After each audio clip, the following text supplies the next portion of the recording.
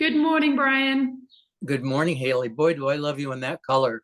Thank you It, so much. uh, I figured it it's would be it's great. a good Eh, start to June and the second half of the year. You look you look incredible. Thank you. Uh, today is June 1st, 2023, and it's the beginning of Gay Pride Month. Hmm. I just wanted to acknowledge that in my Facebook posts, and I tried to put it on as many sites as possible. Um, I said, what does a happy gay pride month mean? Am I happy? What does it mean to be happy? And also, am I glad that I'm gay? Do I have pride in being gay? Mm. And so uh, I shared my excitement about being a participant in the changing culture and being used by the universe to help us evolve further, because we can't evolve further until we get rid of our isms, right? Hmm. We have to get rid of them. Because we're never going to see ourselves as one soul if we don't. You agree? And I agree, but I think that's very interesting given today is Gay Pride Month or the beginning of Gay Pride Month, because isn't that an ism? No, it's not from my perspective, it's not an ism in terms of like, what do you mean? Heterosexism or Yeah, heteroism. it's an ism. This is how I'm different from you. There's truth to that, uh, and and there's truth to that. That I don't think one can argue that a gay man and a straight man looking at the same thing uh, are going to see things in the same way, at the same level, and at the same wonder. And I don't think, Haley, I think it's good that we acknowledge our differences if they're differences that add to the human race and don't take away from it, right? So let's say Black Pride. Why Black Pride? Well, because generation after generation after generation of Black people were oppressed and did not feel that Black was beautiful. So Hmm. the Black is beautiful thing was necessary. It wasn't saying white isn't beautiful. Black Lives Matter doesn't say white lives don't matter. It's just saying we need your attention on this. We We need need our to brothers acknowledge it. we need our brothers and sisters to pay attention for a minute and just acknowledge that, yep, my life matters, same as your life matters. Hmm. My beauty is different than your beauty, but I love my beauty, And it right? matters. And it matters. And so when I grew up, the word was queer and homo. And boy, I was afraid to let the light shine through the Mm. window because I was afraid of the window getting broken. And so my pride comes from my journey of hearing the voice and surrendering to it, that who I am is something I should celebrate, not tolerate. And in celebration of it, I ought not to just say I'm just as good as you. I also ought to look at myself and say, how am I different that's useful to you? Mm. Does that make sense? Totally makes sense. And I think the way that you explained the essence of acknowledging and paying attention to whether it's Gay Pride Month or Black Pride Month, it was beautiful. And I think it's probably one of the best explanations I've ever heard. Because I think so often people are like, why are they special and I'm not? Where's my month or where's my day? Mm-hmm. Yes, I understand that. Uh, I would suggest to them that their day is every day. you You know? know, as a woman, and Yeah, when it's like, Women's Day or something, and the men are like, isn't it Women's Day every day? And I'm like, no, it's Man's Day every day. you're exactly right. It is Man's Day every day, and it's straight people's day every day. You go Yeah. to a movie, and 99% of the time, it's going to be a straight love story, or Mhm. straight people are going to be the heroes. Maybe there'll be a gay character on the side, but it's a straight story. And so I don't want to say to straight people, you know, you've been really greedy with your time and attention. I just want you to be aware that I'm here as your brother. And this is what I've been through and how I'm different and how I'd like to add that to your life. And I think for me, really important there, you know, you spoke about how, you know, Black Pride or Gay Pride doesn't take away from somebody else's. It just No. says, hey, pay attention. This is, you know, this is a thing. Ultimately, I would hope that rather than taking away the privilege from some people and giving it to other people, we Yeah. allow other people to raise up to that same level of privilege. Yes. And but we create anger and resentment when we talk in terms of better than. Yeah. A talk show host asked me one time, Hayley, if I could give you a pill and you would turn straight, would you take it? And this was early in my life as a speaker, and I said, no, I wouldn't. I said, because being gay is who I am. And you know, I so loved the part in the book Siddhartha where Siddhartha tells the holy man, you know, I can't follow you because I'll never have your experiences. I need my own experiences. So I wouldn't take the pill because I need to understand what it means to be a gay person. And Hayley, you probably know this from your experience as a woman, but within our community, you know, LGBTQ2IAA, you know, on and on and on, to train with youth, which is fine with me. We don't all agree or see things, you know, the same. I was at the, and then I'm gonna be quiet. I was at the doctor's office this week, and our doctor's assistant is from Jamaica. And when he was in college in the United States, the Black fraternities did not want the Jamaicans to join because they weren't African Americans. And so the Jamaicans had to have their own fraternity. That blew my mind because I had no idea, right? And so it raised my level of awareness. You know, I was starting to look, as the governor of Florida will say, he woke. Yeah, I woke up and realized that I didn't know there was these differences. So, any rate, happy Pride Month. You know, it's, you know, in celebration of Pride, and I think how we're speaking of it in terms of it's inclusive, and let's not take away from somebody, but let's bring everybody up to that level with this sort of abundance mindset.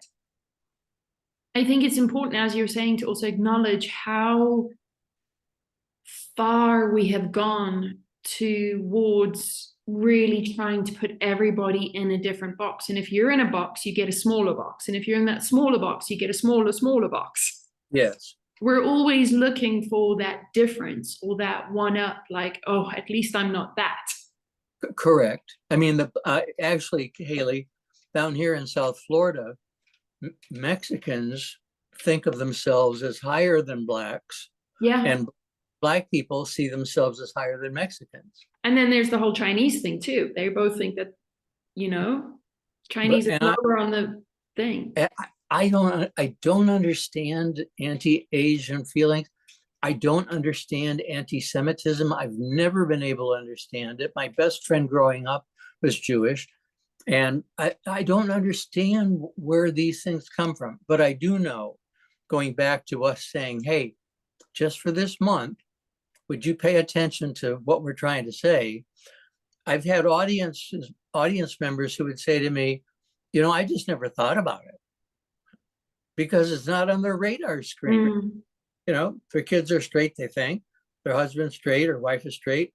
They live a straight life in a straight church with a straight pastor and a straight organist, which is not usually true. But and you know, I sometimes wonder, is there anything wrong with that? Because a lot of the time, those people that have that lovely sort of seemingly easy and simple life where everything's just sort of straight and narrow, you know, some of them are very, very accepting. Yes. Some of them are Yeah. very like, I've never had this experience, but I can't find anything wrong with it. And Yes. you know, like when we go to like, how did we get so stereotyped? I think it's because one person was a jerk. And so Yeah. it's just easier to be like, well, that person's a jerk. They look like this, or this is how they think. Therefore, everybody that looks like that or everybody that thinks like that is a jerk. A study was done, Hayley, on homophobia, and there were 3 causes, and you just named one of them, that you had a bad experience with one person, and you put it out for all the people who name themselves the same way. So good for you.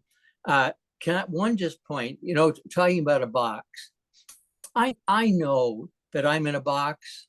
I didn't want to be, but because I've spent my entire life talking about gay issues to heterosexual audiences, I'm in this gay box, right? Now, it doesn't mean that I can't look over the top and see Hayley and my friend Pam, who's Black, and you know, I can see and appreciate, and in some ways, getting in touch with my own oppression helps me understand your oppression.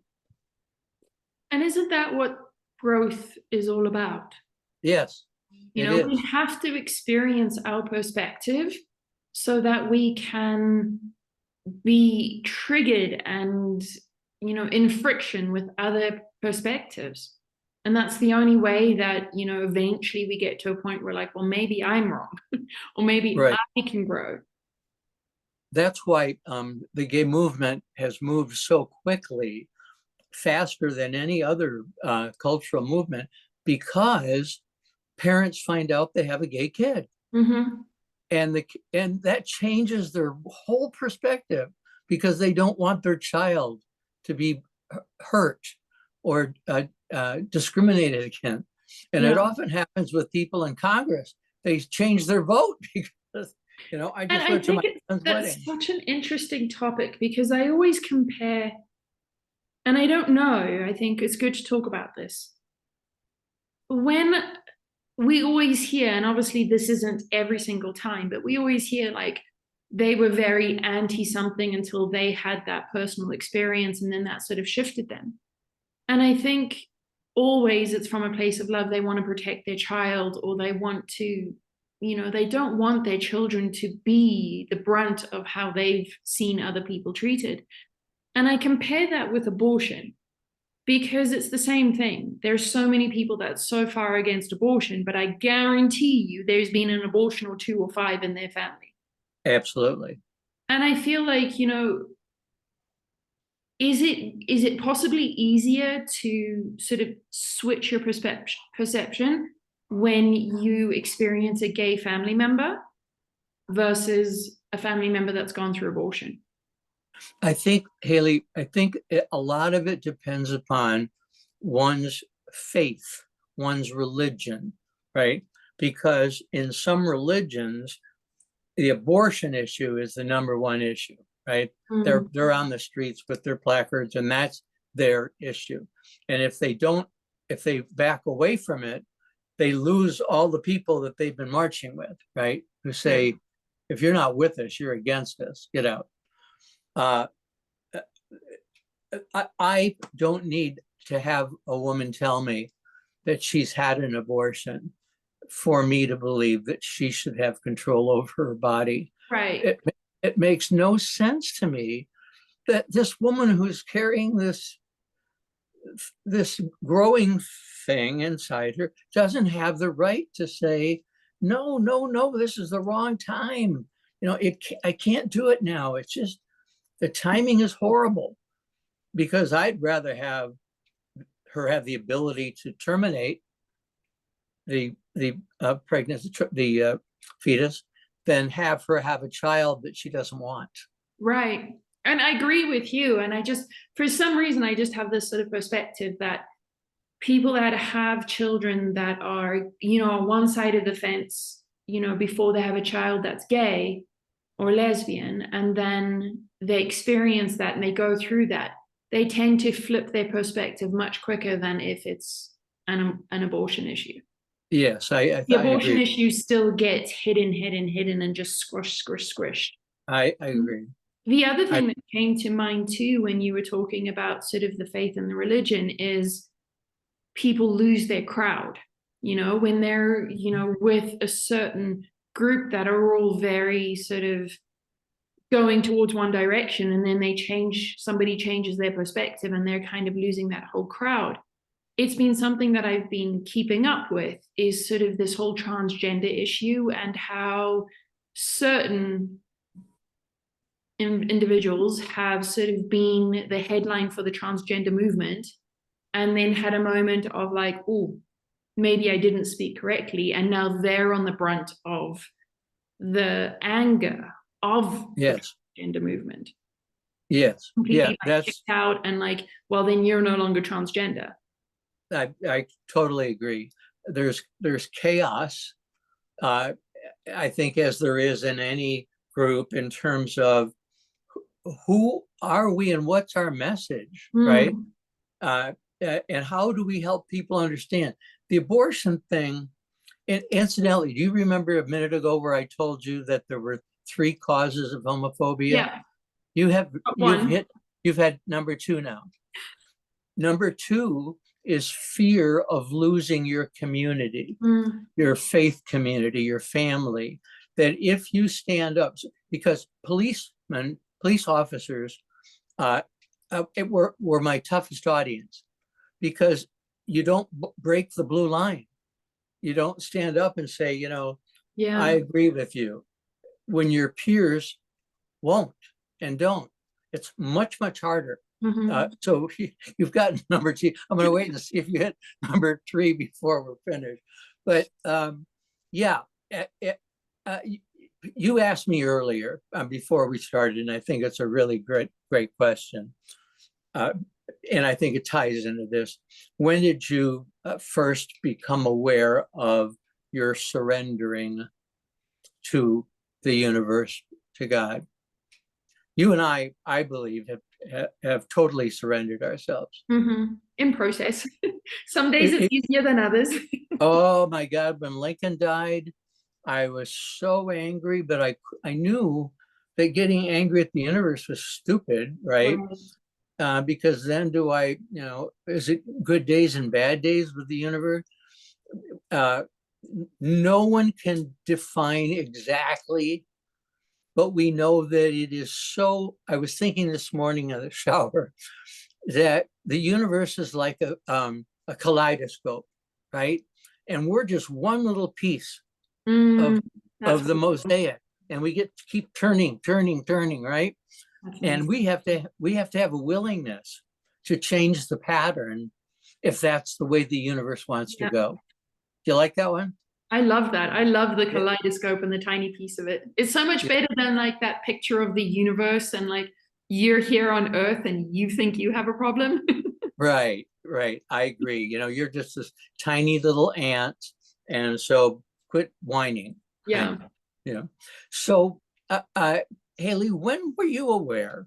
When did you become aware that you wanted to surrender? For me, there's been a few sort of headline topics that I never got. So, just open your heart. I was like, how? How? And it was like, the response I always got was, well, just open your heart, open your chest and open your heart. And I always used to ask like, how? And there was the same thing with surrender. There's so many books and there's so many people talking about just surrender, just let go. And I've always been that one person going like, how? Right. I think, the first time I really surrendered was during COVID when I'd moved to Merida, and it was really tough. And I completely surrendered, and I was just like, all right, I know I have zero control here. I actually have no idea where to go from here. I don't even know how to start. I'm letting go. And immediately, as I let go, within an hour later, like solutions started like calling me. And I was Mhm. like, I think I just had a moment. Yes. And I think it's just been that slow sort of proving to myself that there's something to this surrender, this let go, where you don't give up, because giving up is like, I don't believe there's any answers. It's just the giving up in, I can't control this. I have to Yes. allow other things to happen. Bingo. Yeah, Um, that's exactly right. so it's been sort of this proving point of every time things get tough, and we can use Lincoln's passing as an example of that. We have those experiences where we're just like, what the hell? Like, how am I here again? How am I feeling this when I've like done all of this work and I've surrendered? Shouldn't this heaviness be easier or not as intense? And I think we prove to ourselves every single time, let go a little bit more now. Let Yeah. go a little bit more now. And I don't think that there's ever this click over of like, and now you've surrendered. It's you surrendered in that instance, surrender in this instance now. Yeah. It's you don't make one uh statement or promise to the universe and think that it's going to take you through Right. 75 years, right? Yeah, you're just now on the surrender boat and everything's easy. Yeah, and it takes time, and aging helps. You tell a 5-year-old, open your heart. What does that mean to a 5-year-old? I Oh, think their hearts, I mean, most 5-year-olds have a much more open heart than an yes, adult does. By the time we've reached probably 13, 14, our hearts are shutting down like no man's business. So we think, a 5-year-old might be like, oh, I get that. But like a 20-year-old would just be like, what? yeah, A yeah, 30-year-old yeah, would just be like, and I think this is why, the whole spiritual movement is so surrounded in mysticism, because nobody can explain what open the heart means. Nobody can explain what surrender means. And even if there's tons of books out there on it, it's still, for me at least, I'm like, it's nice that some people have experienced that, but it still doesn't give me the instructions on how to do this. yes, yes. You know that every morning, Ray and I say, you know, today I'm going to work hard to be the person I aspire to be. Well, who is that? What is the aspiration when you say, I want, the person I aspire to be? What does that look like? And the only thing I can give is examples, right? Not theoretical, You just have to live. at the moment when you normally in the past would have hit the horn, because the person hasn't moved, don't hit the horn. Yeah. Be the Leave it. example. When you pull into the parking lot of the grocery store and you see a grocery cart that's been, pushed over, go take it back. It doesn't hurt. Just pull it, take it back. You don't have to use it, but help out. Just help Yeah. out if you can, because I I think people once somebody contacted me about a woman who now feels that she can talk to those who have passed on, and my feeling is that the message from everyone who has passed on is love. I mean, that's my experience, and it's it's usually we're still here. Yeah, it's Brian. I'm telling you, love. If you want to surrender, love. And so people say, well, what does love mean? Love means that you are good to yourself and that you're good to others, that you are kind to yourself and you're kind to others, that you don't see others as different, and you really make an effort to expand your family, right? To have more chairs at the table of people that you before didn't know about or were afraid Just of. keep making a bigger table. Keep adding chairs, keep put in more leaves in the table, right? And but so you get that message and you think, oh, thank you. Oh, wow, that was great. This is a good one, right? So you carry it and you carry it and you share it with your husband. And then the next day you say the prayer again. I aspire to be the person, right? Because you have to keep getting reminder. Let me say, I have to keep getting reminders. No, I think we all do. We are creatures of habit and we need to prove things to ourselves. That's how we learn. So those reminders are like, hey, this is what we're learning today. Yeah. And your description of, when Lincoln died it was as if you were in the room. I was saying, come on, my sister dies, we lose all our money, and you're taking my dog. Yeah. Have I not done enough? I've worked so hard, right? And then you say to yourself, intuition, the soul speaks up, right? Through the ego. The soul says, Brian, it's all part of the plan. And it's going to be okay. Hey, you're going to be okay. It's going to be okay. And I'm so sorry that you hurt so badly right now, but there's a lesson in it, right?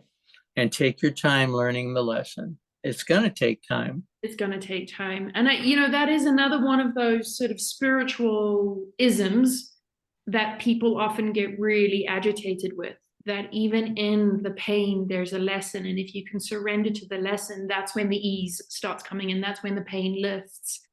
And I noticed there's on Instagram, a couple people saying, don't gaslight how bad the pain is by saying there's a lesson. And I'm like, you're missing for me, I just always want to write in the comments, I'm not that person, but I'm always like, you're missing the point.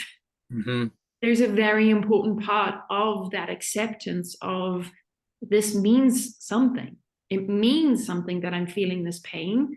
It means something that I am feeling this pain because of an event or a person. And it means something that it's an opportunity for me to be better. And it doesn't take away the pain. It doesn't take away the experience. It doesn't take away the pain. Still hurts, and the hurt is going to be there. But that doesn't mean that you're not part of the evolutionary process. And so is the person who wrote on Instagram. And maybe Hayley, loving others is letting it go and let them learn their lesson. I'm always like, well, that's where they're at right now. That's their perspective. And my gosh, I've been there. Yeah. I've absolutely been there. And I think, coming back to that whole thing is that you have to experience your perspective to be able to open your perspective. And, I think it goes very much, as we were talking about, acknowledging and just paying attention to that it's Pride Month or Black History Month. Just being able to acknowledge that even if you surrender, even if you are on this path of the hero's journey, just acknowledge, pay attention to the pain. It's not a quick fix. It's not a now everything's fine. Yes. There are moments where everything is fine. There are moments. That's what keeps us going. Yes. I really do believe that the grateful heart wants for nothing. Mm-hmm. That if we look around and we say that we lost our dog, we lost our money, but look around, look what we've got. We've got each other, been together 47 years, and that means something. And I'm grateful. And I don't need this furniture that I used to have. I've got what I want, right? I think saying to yourself, to the universe, thank you. We are so grateful. Ray and I hold hands every night before dinner. I think you know this. And we say thank you. Not to each other. Thank you. Thank you into the everything. Because coming back, that surrender is acknowledging that we are part of something bigger, and all of these synchronicities need to happen. And for me, that thank you feels like thank you for all of these synchronicities and for all of the people and the events that are part of that synchronicity that comes towards me and that fills my heart. Yes. I'm in the process, Hayley, of writing my memoir. And I'm actually making good progress in terms of writing. They tell you the secret is don't go back and reread what you read. Just keep going. Keep going until the story's over. Then you go back and change whatever you want to change. And one of the things that's happening for me in writing this is I'm getting sentimental. I'm thinking about my grandfather that I really loved, who I haven't thought about for a long time. And I'm thinking about my mom and my dad and my older brother, who's all gone, they're all gone. And think how lucky I was to have an aunt who had the greatest spaghetti recipe. There's all these feelings that are coming up. And part of it is, okay, you know, you're 75, so tick, tick, tick, tick, you know, and this is probably when it's the best time to think, oh my God, I've had a great life. I've had a great life, even though I might not have loved my uncle so-and-so as much as I loved my aunt so-and-so. I love the fact that he was in my life. He was there. Yeah. He was there. Yep. And he raised a child that I'm really fond of. Right. So I'm going through a lot of that right now, and it's really a joyful experience, you know. But isn't that love? Yeah, bad things happened in my life, you know. There were people who tried to humiliate me or tried to take me down, but I'm grateful for that too. I'm not leaving that out of the book. And I think for me, that's almost like, it's not the sweetest, but it's definitely the highlight, one of the highlights of this life. So, you know, we talk about like, are you happy with the movie? And, you know, when we do cross over the other side, perhaps there's a review of the movie.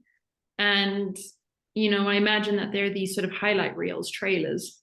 Yes. And I feel like, you know, one of the trailers will be those hard times where the people were awful or the people did something to us and it felt really awful, that we get back to look and be like, you know what, I'm really, I can see the bigger picture. I see how this folds into the bigger script. And I still wish that person love. Yes. I think that for me, that's one of the, you know, we speak about surrender too. That's one of the sweetest spots of surrender, is letting go of the bitterness. And, yes. you know, it doesn't mean that I'm pretending it didn't happen. It just means that it happened and I'm not going to hold it. I'm just going to send love. And I hope that no matter what happens, you have a good life. I hope that you love. If you don't let go of it, it's a ball and chain that you drag through the rest of your life. You know, I say to myself, do you really want to spend the next 10 or 15 years obsessing about this? You know, let it go with love. Now, that doesn't mean it happens right away, you know, but if I keep reminding myself, that's not the intention. That's not the person I aspire to be. That's not the person I aspire to be. And so I love the mantras. They really helped me during the day. Absolutely. I use mantras and intentions a lot. Yeah. And, you know, again, when I'm teaching sort of people that are just sort of starting the journey, and I'm like, you've got to have your mantras. It really helps for them to hear that I still do it every single day. It's one of the cornerstones of my practice and me being a better person is I have the mantras. I have the intentions that at any point in the day, I can come back and be like, all right, let's start again. Let's go again. And going back to your reference to the books, you know, I think almost everything that's able to be said has been said somewhere. And the books are helpful if that's what you need, then read the book, right? But don't think that you're going to get awareness by reading book after book after book after book. You know, you're not. You're going to get the same message, pretty much, if you're on track with people who are, you know, spiritual guides. At some point, you sit with your experiences and you talk to God. Yeah. Now, God's an unpopular word. I use it throughout my novel, my memoir, and I know that some people are going to say, "Oh, I'm sick of this," God. Well, and I substitute universe, but I say to God, thank you for using me. Thank you so much for giving my life intention and purpose. And Hayley, I really do this. I thank my feet and my legs and my arms and my vocal cords for letting me be the source of the light, right? Not the source, you are the source. Me. Pardon? You are indeed the source. Well, it is through me that it's coming, but it isn't me, right? That's sometimes, Hayley, I'll read something I've written and I think, my God, did you write that? That's really good. Where did that come from? That doesn't sound like you. And I think, okay, use me any way you want. You asked me, when did I first surrender? And it was when I was little. I swear to God. Now, that doesn't mean that I carried it through knowledgeably throughout my life, but when I was little, I'm talking about 7, 8, right? And you hear the words, do as I have done. Right? That's an invitation. So how am I going to do that? Right? Let go, let God. Yeah. It's another one. And the Sermon on the Mount, blessed are the peacemakers. That's the guy I want to follow. Right. Everything he says, I agree with, and I want to follow that person. And I don't need to read 16 books about that person, right? Because I have my own experience of that person. And that experience basically comes from, I like Harry meets Sally. I want what he's having. Right? And so use me, I think that's,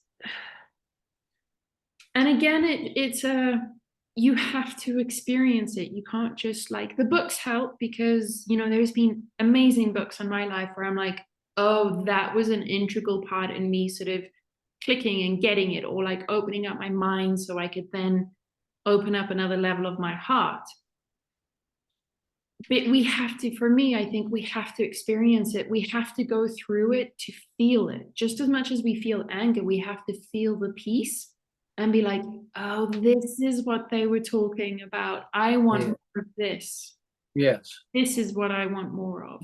And I think when you feel that peace, it makes it easier to be the example. It makes it easier to see the cart and be like, I'm just going to go and do that. And I'm not going to grumble while I'm doing it. I'm just going to say, I'm glad I have the time to be able to put this back where it belongs. Exactly. If you get into judgment about the person who left it, and you get into judgment about the other people who aren't taking it back, you've lost the opportunity to be the person you aspire to be. Yeah. And I think I notice within myself those moments where I am in surrender, because I have a thing now. I always have time. So if somebody's busy or somebody is in a hurry and they have to go ahead of me on the line, or they're trying to push in front of me, or, I'm always like, you know what, go ahead. I've got time. Yeah. Yes. Yeah. I often, Hayley, look behind me in the grocery store and Always. I love that. 5 items. I say, please go ahead of me. Go ahead. And you too, you only have 5 items. I think, well, you're never going to get out of here. I don't need to get out of here quickly. I don't need to get on, and I have time. When I have that mindset, oh, I have time, I actually have time. I'm never really late. Everything seems to be in the flow. Like it might delay me 5 minutes, Mm-hmm. But that's 5 minutes. I can catch up another part of the day, which, it really doesn't factor in of like, oh my God, I hope I get good karma because I let that person go. Yes, yes, yeah, and you don't get haughty about being loving, right?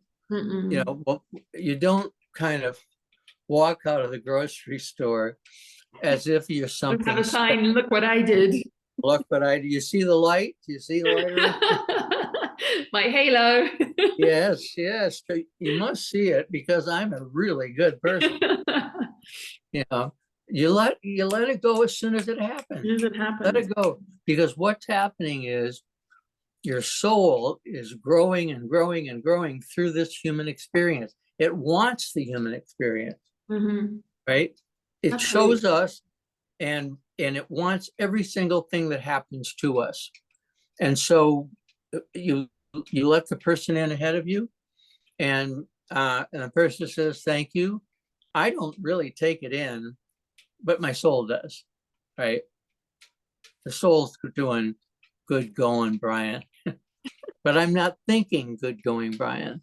Oh, Because you the have that soul, nudge. And it's the same soul that sometimes says to me, like, come on, you didn't need to say that, did you?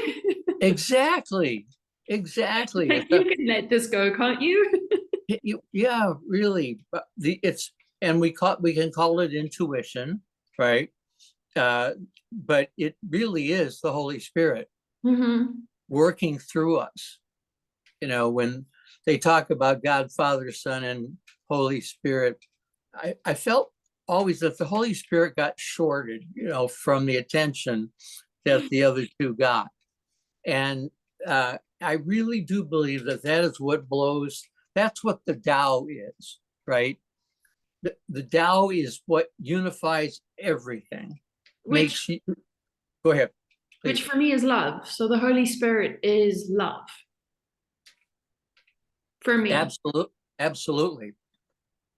Because what? Because God is love, Yeah. right? And he who abides in love abides in God, and God in them. Right? So if the Holy Spirit is love, that's exactly right, because we're saying the Holy Spirit is God. And So, I very much believe that each one of us is God. oh, I do too. I'm like, That's I'm why God, you're God. When I'm saying like, oh God, it's just another way of saying, oh Hayley. you're right. Or oh my God, I'm just really talking about this situation and the perspective that I'm having. Because for me, I found that for me to sort of get to the next level, it requires me seeing myself with that not only responsibility, but that power, that grace, that strength, and that level of potential. And so, when we're talking about like, who do you aspire to be today? I aspire to be the creator of the universe because that's who I am. It's also who I think you are. It's who I think every single human being on this planet is. We are the creation of the universe. So let's get to it. and the only way for us to share that message with others who yet have, it's just by role modeling. We have It's to. not We have to walk the talk.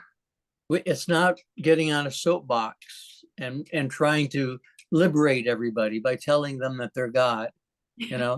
They I think we probably get a lot of tomatoes thrown at us. oh my God, we wouldn't get many dollars. We'd get a straight jacket. But when I came to the conclusion in my life that Jesus is considered a son of God because of the life he lived, not because he came into the world as The chosen, yeah. the only chosen. When I knew that I could do the same thing Jesus did, if I just worked at it, yeah, then I can share in his divinity, and I can be just a little speck when you look at me, of what the whole picture is, like the kaleidoscope. You know, I'm in there and I'm being the brightest that I can be, you know? But within it, you are your kaleidoscope. Yes. Oh yeah. Right. And it's constantly changing, right? And you do, and you can, that's a good one, Haley, because when you look through the kaleidoscope, you can say to yourself, this thing that just came up is the prettiest one I've ever seen. Now you can put that down gently so that that Give it, stays leave it. that way, or you can move on, Yeah. right? And see what else is there for you. What What other, more creation? Yeah. the joy of life. It is the opportunity to feel love and the opportunity to feel joy. It is really. You know, I think a very important word there is feel. All of this feel. We are humans and we're sentient, therefore we feel. And I think we have to acknowledge that the entire journey is feeling. And there's this wonderful paradox and spectrum of those feelings. And even if we surrender and even if we let go, we are not immune to feeling it all. Correct. And I believe, in addition to us, that any sentient being, meaning any being that has life, like a hydrangea or an orchid, I stop in front of the hibiscus, rather. I stop in front of the hibiscus when it has a bloom and tell it how beautiful it is. Absolutely. And thank it. And I thank it. And I say, oh my God, thank you so much. That's really beautiful. That's really beautiful. And I believe as I move on that that flower felt it. Oh, I agree. I have to agree with you. Yeah. We were having this conversation yesterday. There within my one sort of very close group of friends here. One is vegan or vegetarian. The rest of us eat meat. And we were talking about like girls, women like this, men like that. And we were talking as women, we're still really fond of guys giving us flowers. And my friend's husband immediately went back and was like, yeah, but you just killed the flower. Like the flower's now going like, ouch. Ouch. There's truth to that. And we all just stopped and we were like, yep. Yeah. I would rather So give true. a living plant, an orchid, than I would a bunch of flowers that got cut that look pretty together for about 3 days. And then you got to start pulling them out because they're dead and they look awful. Right. I don't carry on. want to take jobs away from the people who are paid to cultivate the flowers so that they can be cut for the bouquets. But I personally, we don't give flowers anymore, Ray, and I don't want you. I don't want you to. It's too expensive. Well, not only that, but it is a living thing. It is a living thing, and I live in a wonderful place where we have a courtyard that's just full of plants, but I also want plants in here. And so I buy fresh cut flowers, and those flowers last 7 days, 8 days at least. And for me, it's because even though they're cut, I bring them into my house, I recut them, I have a chat with them, I put them in water. Every time I walk past them, I sort of am like, oh my God, I'm so glad that you're here. Welcome to my house. It's like, for me, I have them in here because I can feel them. And I can feel like they're part of my world. And they can feel you. Even though they've been so cut. long. Even though they've been cut from their source of water, right? Which is its roots. Family. Right. You're now putting it in water, and that little thing that they have you shake in the water are the nutrients it might have had if it stayed uncut. So we don't get that little thing here. We just get Oh, the flowers wrapped in paper, in newspaper. well, you know what? I Flower. still think that until they say goodbye, Hayley, that they are glad to be part of your house Yeah. and your day, and they love being noticed by you. And I think it's so, part of that surrendering is realizing that it's not just us. It's not Yes, just humans. It's everything that is in your perspective is life, is part of you because it's part of your story. So even it's the dining room table that I'm sitting at and the chairs around me, this is part of my story. absolutely. It might just look like this chair, but it's mine. And everything that comes into your life is part of your story. Everything. Everything, The including money. good, pardon? Including money. Oh, yes. Well, that is good. Uh, it's funny, Hayley, you know that we loaned all our money to these friends that can't pay us back. And I was talking to Ray about it because I don't think about it very often. But I now think about it in that I can't give it away. You know, we don't have enough to give But you away. already gave. Maybe Yeah, it's time to receive. well, the door's I'm open. open for that. The And it is, gate's I know unlocked. we have to wrap up our call, but just bringing it all the way back to how we started. It is June 1st, the beginning of like a new month, the beginning of sort of the next 6 months. And today we had the planet Jupiter across from the North Node. And it is all about abundance and destiny. Huh. So I think opening up to receive is a really good way to end today. Hayley, you said that Jupiter is across from what? The North Node, it's a point in astrology. Okay. And it has a lot to do with destiny. Well, So, that's good. yeah, so you can read your birth chart very specifically for you, but very generally, Jupiter is all about abundance and the good life, and us opening up to receive that. We have to open up to receive, we have to let go to receive. And the North Node is all about the destiny, and it is our destiny. When we think about the, hero's journey, it is our destiny, each and every one of us, to open up and receive love. Yes. And to risk safety by making the hero's journey. For love. For love. I think we can go forward June and the rest of the year, just opening more and more and more to receive love. Well, I look forward to seeing you, my love, in 2 weeks. 2 weeks. 2 weeks. You're beautiful. Very good. Have a wonderful 2 weeks, and we'll see you soon. I look forward, Hayley. Lots of love. Lots of love to you too. Bye. Bye.